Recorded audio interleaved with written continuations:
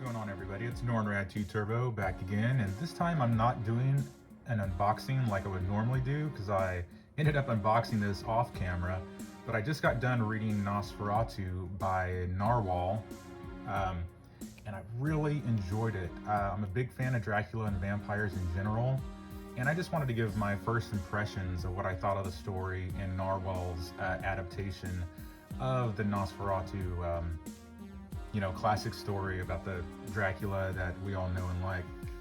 It came with a couple art prints. I'm not going to show everything it came with. It came with a sticker also and another card, but yeah, this art is really good on here. We got Gabe El Taib, Shantanjeti. There's another art print over here. So yeah, a lot of good vampire spooky art that came with it.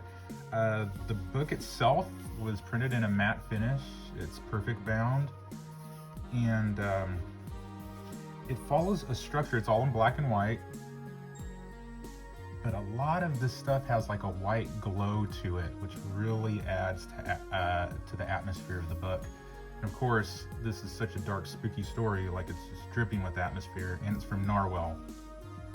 And Narwhal, he knows how to tell a story, and he knows exactly like how the panels and the flow and the layout should go, and it works really well. And the book follows a 7-panel format for the most part on every page is almost like this. There's a couple splash pages though that emphasize, like this one right here. It helps break up, the 7-panel structure, but to give really good emphasis on, story breaks and where the story is heading. But the adaptation itself, I enjoyed it. It's not really wordy, which I like. I know the original Dracula novel had a lot of the letters involved of Jonathan Harker and him writing back.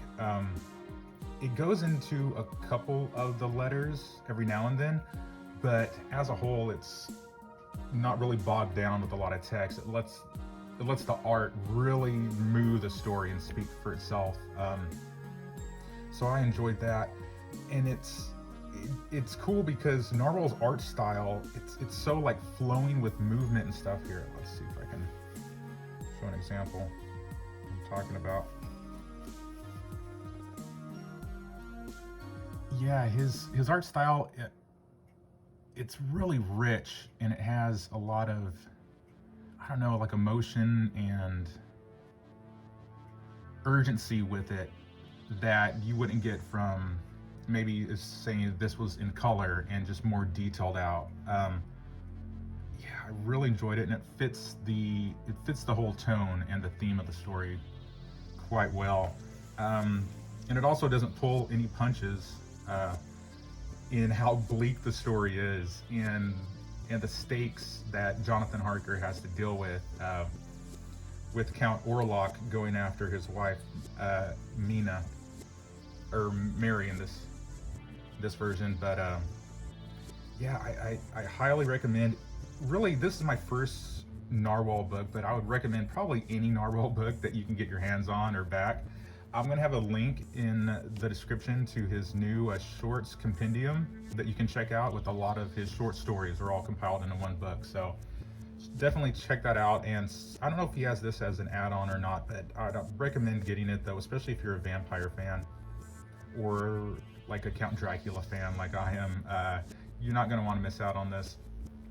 The very ending of the story though, I liked it. The minor spoiler is that the story, it's really like, I know it's easy to say this like it's heartfelt, but it's heartfelt with a sting, and it's about sacrifice, and it's kind of like a dark ending.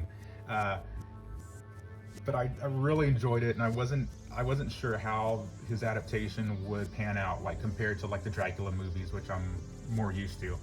But I really recommend it in the end, and thanks for checking out this video and hearing kind of my first thoughts on what I thought of the story.